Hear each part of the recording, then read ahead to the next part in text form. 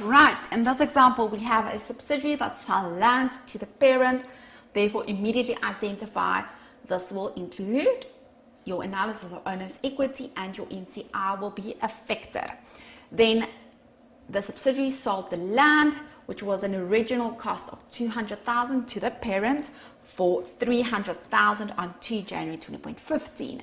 Then the parent sold the property for $500,000 on 30 June 2016 to a third party. Therefore, we now know that the profit will realize in the group. We will be able to recognize the profit in our group, tax 29%, capital 80%, and we need to prepare the journal entries for 20.16. As always, my steps. Step number 1, I want to identify what is the journal entries in the separate records of our buyer and our seller. Step 2, identify the effect on our group, and then how do we correct this?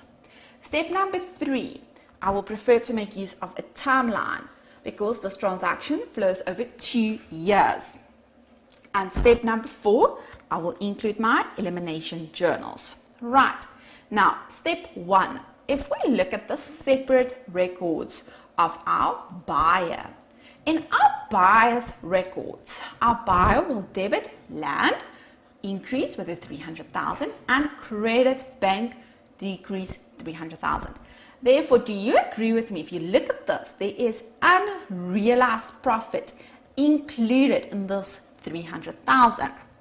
Then, if we look at our seller's records for 20.15, our seller will debit bank, increase with a $300,000, decrease in land at cost, and credit other income with $100,000. Now, if you look at only these 2 journal entries from a group point of view, this is seen as one entity. Therefore, we will have to take out the $100,000 that's included in the land, and we will have to take out this other income because the parent cannot sell land to itself. The parent now owns the land, and the land was originally at $200,000. Therefore, in terms of the effect on our group, we will have to take out in the subs records and decrease the land in our parent's records. Now, if we need to take out other income, we will have to debit income increase on the credit side. If we take this out, we need to debit our other income. From a group point of view, we will have to decrease the land, therefore credit land. And always remember your tax effect. Now, if you look at this, our income will decrease. If our income decrease, our profit decrease. If our profit decrease, our tax expense will decrease. Tax expense increase on the debit side, decrease on the credit side. Therefore, credit our income tax expense and debit your deferred tax. Now, just look at this. It's the 100,000 times 80 times 29%. Now, if we move on to 20.16, right? What happens in 20.16? I want you to look at the journal entry in the separate records of our parent. Our parent now sell this piece of land. Therefore, our parent will debit bank, increase, credit the land, decrease, and credit other income, increase with a $200,000. Therefore, in the separate records, the profit realize. In the separate records, the profit realize. Now, if you look at this transaction and you think about your trial balance.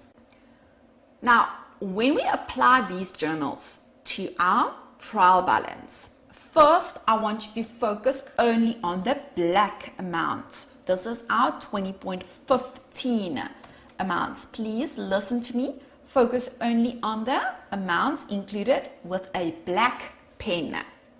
Now, if you think about the parent's records, the separate records of our parent, for 20.15, our parent debited land increased with a 300,000, right?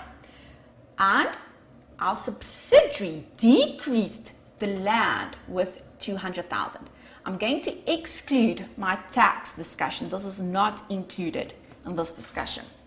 Now, we've identified in the separate records of our subsidiary that our subsidiary recognized a profit which increased our retained earnings with 100,000. Okay, you with me on this one?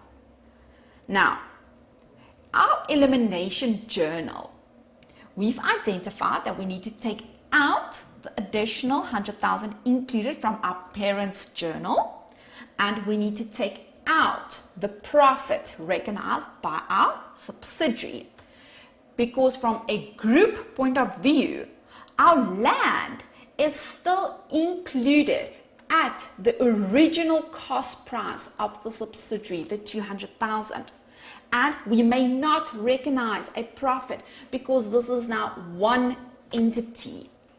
Therefore, if we had to take out the land, we had to credit our land with 100,000, and we had to debit our other income with 100,000.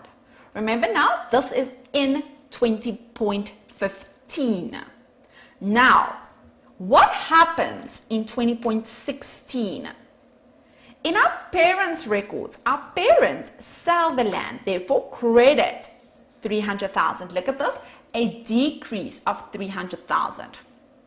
And credit other income, profit increase of 200,000. Right? But from a group point of view, do you agree with me that this decrease in our land, when we add assets plus liabilities, will be included in our group, and this 200,000 profit will be included in our group? We now need to identify that the profit on the sale of this land can now realize in our group.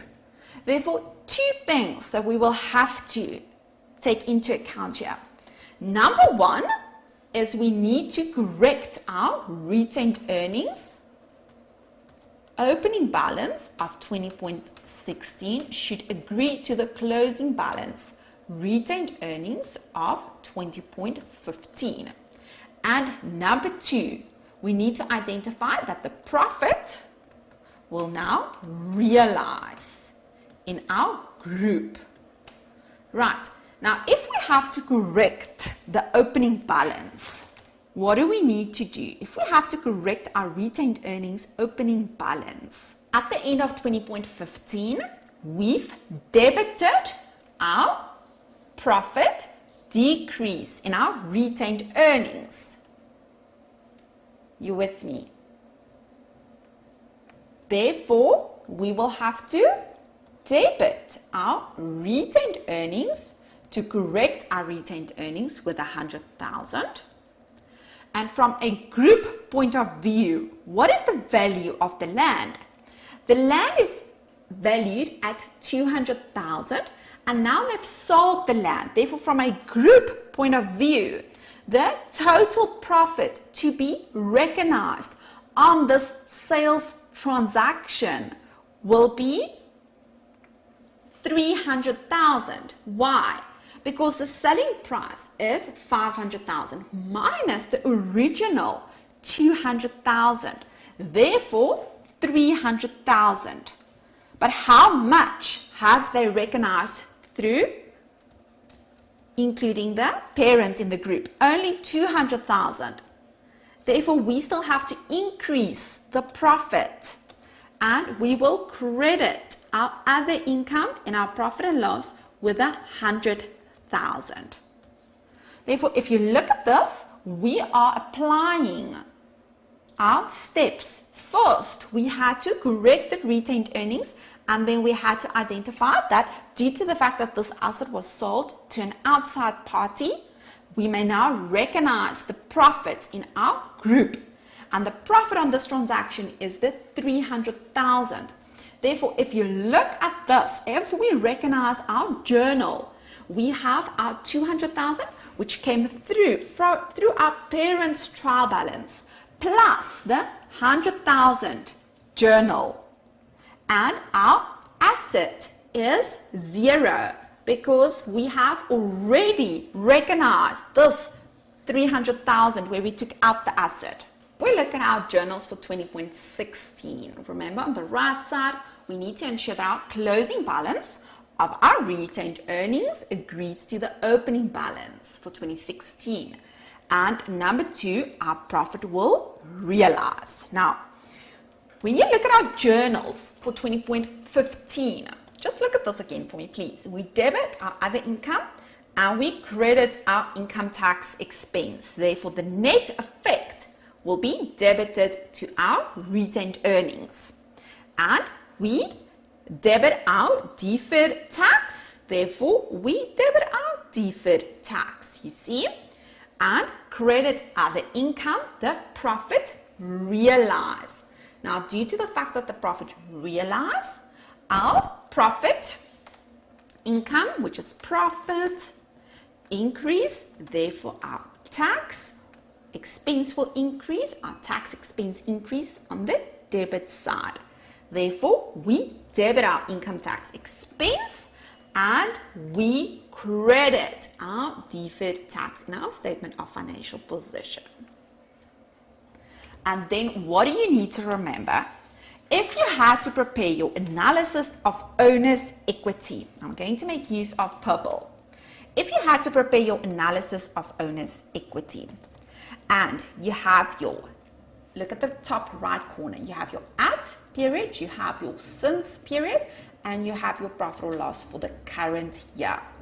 In your since period, you will have to take into account your journal. Therefore, your journal debit decrease your 100,000 and credit positive 200. Do you see the net effect of this is a decrease due to that journal? And then in the current year 20.16, you will have to recognize the other income, this 100,000. This will now be an income plus 100,000 minus the 200, where we recognize the income. This is what you will have to include in your analysis of owner's equity. Before we move on, I just quickly want to explain to you why I have included a timeline. Now, if you look at my timeline, remember, we have to prepare the journals for 31 December 20.16. But if we were to prepare the journals for 20.15, if we were standing here, 20.15, remember, we will have to debit other income as we need to take out the unrealized profit, credit land, decrease our land. We've identified that we need to decrease our income tax expense with a 23,200. Now, in 20.16, remember our 2 steps. We will have to correct our our opening balance of our retained earnings to agree to the closing balance of our retained earnings for 20.15. Therefore, for this year, if we now need to do this, you agree with me, our profit and loss line items will be included in our retained earnings opening balance. Remember, if you think about your retained earnings in your statement of changes in equity starts with an opening balance, then your profit or loss for the year, dividends that we need to deduct, and your closing balance. Therefore, included in this closing balance from a group point of view is the net effect of the 100,000 minus 23,200. Okay, therefore this is included in here, and we now need to, remember, correct our opening balance. Why? because at the end of each year, we receive a new trial balance and none of our consolidation journals were recognized. Therefore, we now need to do this over again.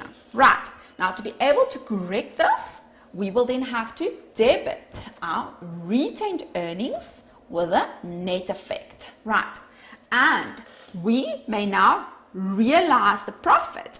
Therefore, if we may realize the profit, we credit our other income in our profit and loss from our group point of view. Okay, right, let's move on.